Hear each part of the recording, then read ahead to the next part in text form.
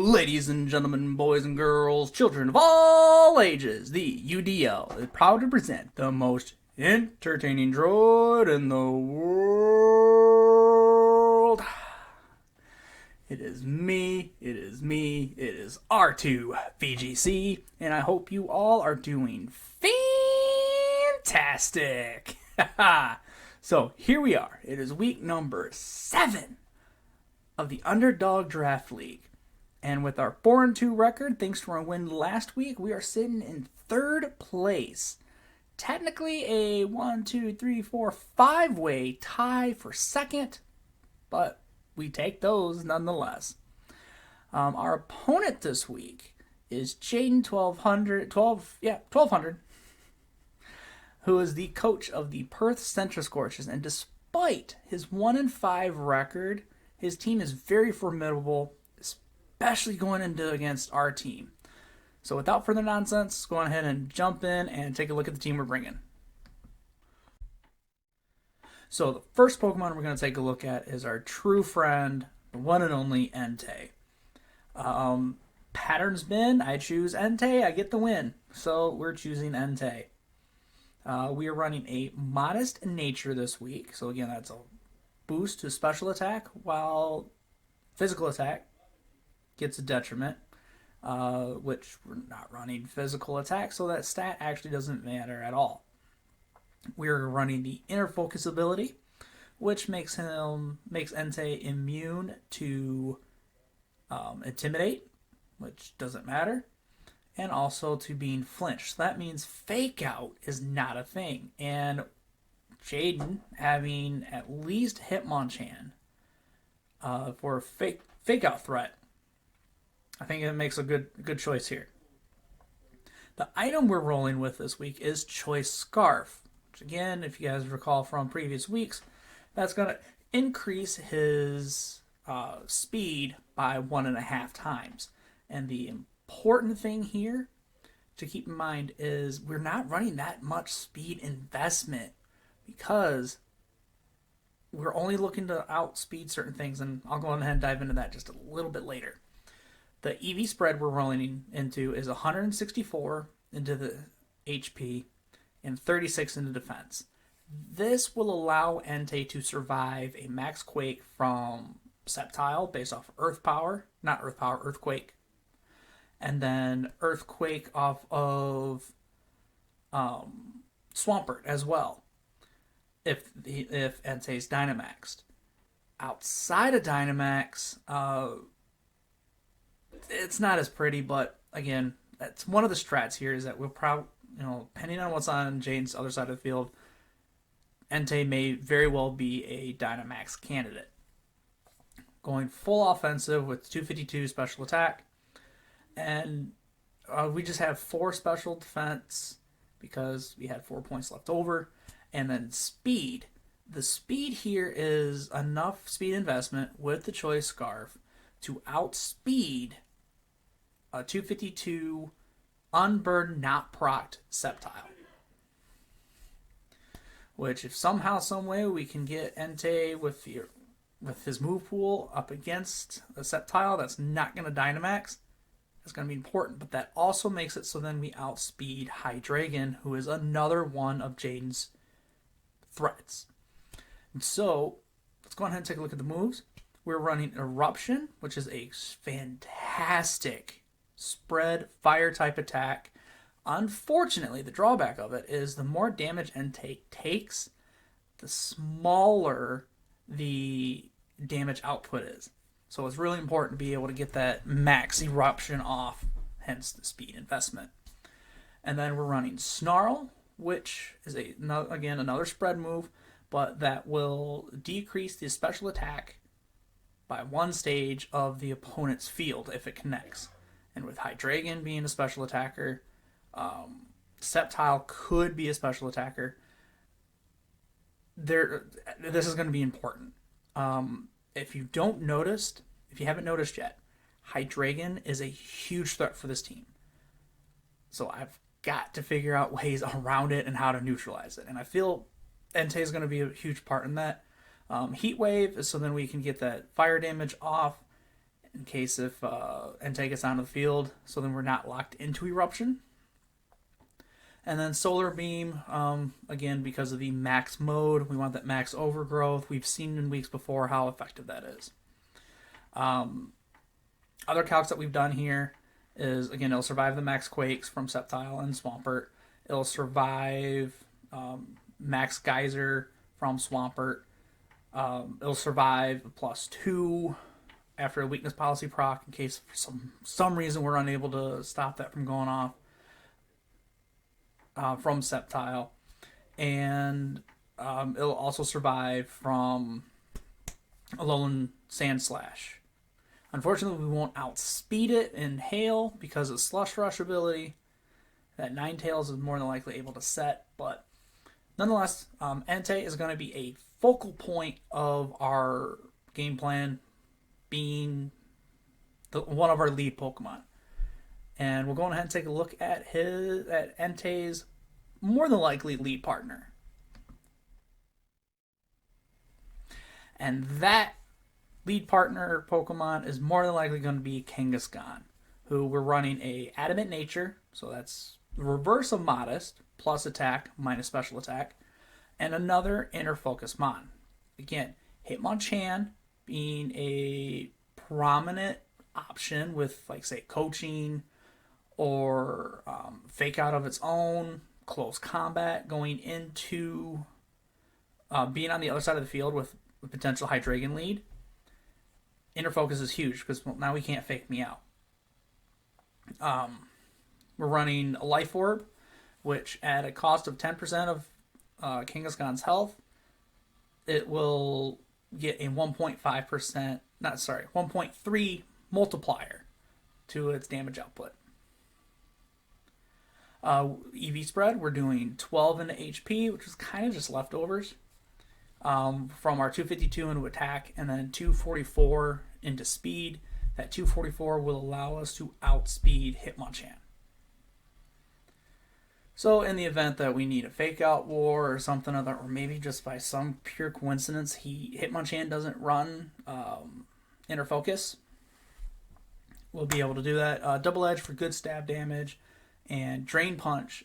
We saw the amount of damage that did against Registeel last week. Well, Hydreigon is weak to fighting, so here we are, and just a good old fashioned protect. So nothing really particular here. I'm sorry, this slide is incorrect. We are not running protect. We are running Helping Hand. Helping Hand will give its partner Pokemon, more than likely Entei, a 1.5 damage output for that one turn. But with what Pokemon are we possibly bringing in the back? Oh, let's go ahead and take a look at one of them. One of the Pokemon that we are possibly going to bring in the back is Delmas, with our Brave Nature, which is a positive into attack, and speed takes the hit. The idea for that is because Delmas is going to run a Trick Room, and again, Trick Room switches the speed stats around. So the slower Pokemon in the same priority bracket would go first. So we want Delmas to be as slow as possible. And we'll be holding a Colbur Berry. And what Colbur Berry does is if a dark type super effective attack comes in, the damage is cut in half. Which Hydreigon is a dark type, so we had to have some way to go around this. Delmas, I really feel goes in well against this team if you eliminate Hydreigon. So what I'm really hoping for is our Kangaskhan Entei lead goes up against Hydreigon, and then we can clear the board, get rid of Hydreigon, and then Delmas can come in from behind and really dig in and pick up the KOs and finish the game off. So the EV spread is your typical Trick Room spread, 252 into HP, 252 into attack, and then we put the leftover 4 into defense. Move pool, Shadow Claw for the Ghost Stab, Grassy Glide for the Grass Stab.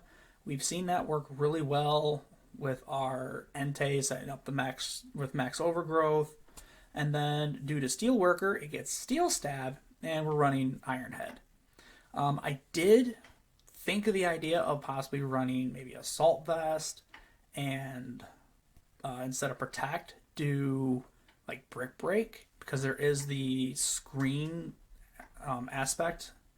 But I really like the idea of Delmas being able to just protect for a turn, maybe even max guard for a turn, just in case my board positioning isn't quite what I want. So we mentioned that Delmas is going to run Trick Room. Well, we only got one Trick Room sweep, one Trick Room setter. So let's jump into him. So our next Pokemon we're going to take a look at is our Trick Room setter in that Slobro Galar variant. It'll be running a Quiet Nature, so that's special attack up, speed down, and then its ability, in previous weeks, you guys have usually seen it with Quick Draw. This week we're going with Regenerator. What Regenerator does is every time it switches out, it gains 1/3 of its hit points back. So if I can play a switching game, that's going to help Slobro stay healthy and maybe even stay on the board so we can stall out some turns. So the moves that we got are Trick Room, because again, we need to set Trick Room. Shell Sidearm for Poison Stab.